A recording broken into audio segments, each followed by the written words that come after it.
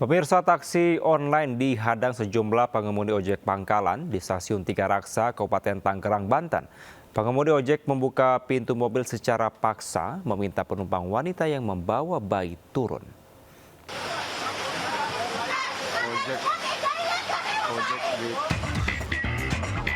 Viral di media sosial, sejumlah pengemudi ojek pangkalan mengadang laju taksi online di Stasiun Tiga Raksa, Kabupaten Tangerang, Banten. Para pengemudi ojek kemudian membuka pintu mobil secara paksa. Mereka meminta penumpang wanita yang sedang membawa bayi turun di tengah kondisi cuaca hujan. Insiden ini pun membuat penumpang histeris. Ia pun meluapkan emosinya kepada salah satu pengemudi ojek pangkalan. Pasca peristiwa, polisi langsung mendatangi lokasi. Dari keterangan saksi, penumpang mobil merupakan pasangan suami istri yang baru saja turun dari kereta dan memesan taksi online. Penurunan paksa penumpang ojek online maupun taksi online sudah sering terjadi. Namun kali ini viral karena penumpang membawa bayi dan kondisi hujan. Turun bawa bayinya sambil jalan ke sono. Kayaknya pakai apa tuh si ibunya? Pakai payung, dikasih payung sama supir online kayaknya. Ya, dikasih payung anaknya. Sambil teriak-teriak ibu itu juga kan, suaminya tetap aja ngelindungin. Saat ini 3 orang pengemudi ojek pangkalan berinisial A, N, dan C yang terekam dalam video viral juga sudah dimintai klarifikasi oleh unit Reskrim Polsek Cisoka. Agar peristiwa serupa tidak terulang, Polresta Tangerang juga akan memediasi ojek pangkalan dan taksi online. Dari Kabupaten Tangerang, Banten, Aima Rani Ayus melaporkan.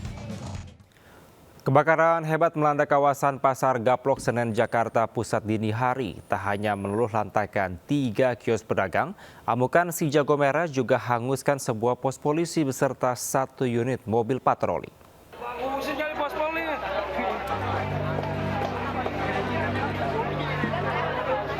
Tiga kios pedagang terbakar di area Pasar Gaplok, Jalan Kembang Sepatu, Senen, Jakarta Pusat pada Senin dini hari. Banyaknya bahan yang mudah terbakar membuat api mengganas dan menghanguskan sebuah pos polisi beserta 1 unit mobil patroli. Api pertama kali muncul dari salah satu kios pedagang. Petugas pemadam kebakaran menerjunkan 17 unit mobil damkar untuk memadamkan api. Api padam 1 jam kemudian. Diduga kebakaran akibat korsleting listrik di salah satu kios. Tidak ada korban jiwa maupun luka dalam peristiwa kebakaran tersebut. Dari Jakarta, Rani Sanjaya, iNews melaporkan. Sementara 3 rumah kontrakan dan sejumlah lapak pemulung di Jalan Guru Muhyin, Lenteng Agung, Jagakarsa pada Minggu siang hangus terbakar. 1 orang tewas akibat terjebak kepungan api dan asap tebal.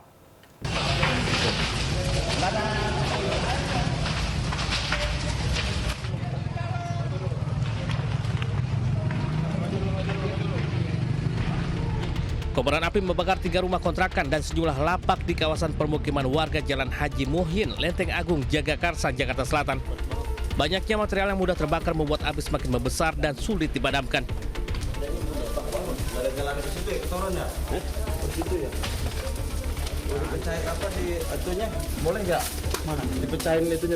Petugas Sudin Gul Karmat, Jakarta Selatan yang tiba di lokasi berusaha melokalisir api agar tidak terus meluas. Dalam kebakaran ini, seorang warga bernama Erniani Selvia berusia 48 tahun terjebak dan tak bisa diselamatkan. Setelah dievakuasi, korban kemudian dibawa ke Rumah Sakit Polri Kramat Jati. Ada 3 kontrakan, kemudian ada lapak pemulung yang kena, kemudian semuanya habis. Ada berapa kakak gitu? Ada 6 kakak. Kemudian yang untuk korban adalah 1 orang perempuan, inisial R, lanjut, kemudian umur 48. Lebih kurang 2 jam api berhasil dikuasai petugas damkar. Hingga kini polisi masih menyelidiki penyebab kebakaran itu. Dari Jakarta, Helmi Sanjang Bakti, iNews melaporkan. Pemirsa, 2 unit mobil yang terparkir rusak parah di bagian depan akibat tertimpa pohon yang tumbang di Kota Bogor, Jawa Barat. Peristiwa itu terjadi saat wilayah Bogor dilanda hujan deras. Petugas gabungan dari BPBD dan pemadam kebakaran Kota Bogor berupaya mengevakuasi kendaraan yang tertimpa pohon alpukat setinggi 7 meter di kawasan Paledang, Bogor, Jawa Barat. Tumbangnya pohon berdiameter besar ini terjadi setelah Kota Bogor dilanda hujan deras. Dalam proses evakuasi, petugas mengalami kesulitan karena kabel listrik dan optik yang menjuntai. Selain di kawasan Paledang, sejumlah pohon juga tumbang di kawasan Pamoyanan hingga menimpa mobil. Dari data pihak BPBD, sedikitnya bencana pohon tumbang ini tersebar di 4 titik, yang di Kecamatan Bogor Selatan dan Kecamatan Bogor Tengah. Dari Bogor, Jawa Barat, Andi Firmansyah, iNews melaporkan.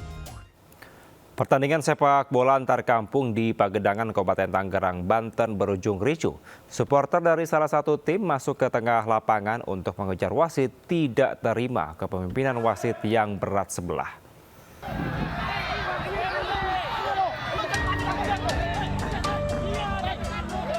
Turnamen sepak bola antar kampung yang digelar di lapangan sepak bola Desa Cijantra, Kecamatan Pagenangan, Kabupaten Tangerang, Banten, langsung diserbu para penonton dengan masuk ke dalam arena pertandingan. Masuknya para penonton ke dalam arena pertandingan bukan untuk berselebrasi kemenangan. Para penonton justru mengejar sang wasit. Mereka menganggap sang wasit tak adil dalam memimpin pertandingan hingga menyulut emosi penonton. Panitia dibantu pihak keamanan berusaha meredam kericuhan, namun kedua supporter tetap saling serang menggunakan botol. Kartu kuning, ngotot kan, akhirnya keluarlah kartu merah, akhirnya tidak diterima oleh tim antar ya. Akhirnya ya begitu kejadiannya seperti itu.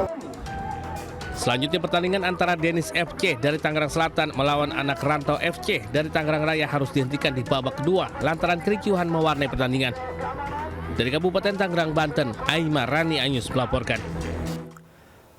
Seorang residivis kasus pencurian sepeda motor kembali berulah di Kota Padang, Sumatera Barat. Pelaku yang sudah beraksi di 10 lokasi berbeda dibekuk tim Kelewang Satreskrim Polresta Padang.